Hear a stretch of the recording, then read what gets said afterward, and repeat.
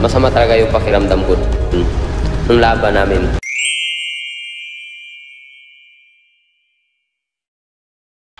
Marami akong nababasang comment na kapos na raw si Idol. Laos na raw mahina stamina, hindi na raw gaya ng dati. Pero lahat ng nagsasabi nun hindi mga boxer. Wala akong naririnig na boxer na negatibo ang komento nila kay Alas. Kahit mga MP promotion na boxer hindi sila nagsasabi na mahina na si Alas na wala na ang lakas.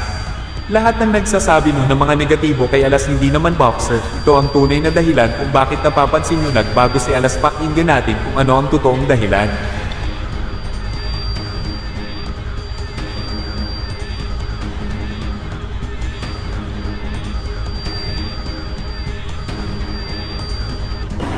Hindi ko na sana sasabihin to pero alam nyo naman. Ito guys, magbibigay ako ng sa inyo, ng kunting para kunting katahimikan ng mga tao, na mga solid supporters ko. At ayun, yung nangyari doon kasi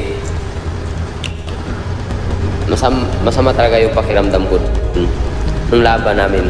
Kasi timbangan pa lang may lagnat na ako. Ito pala ang dahilan.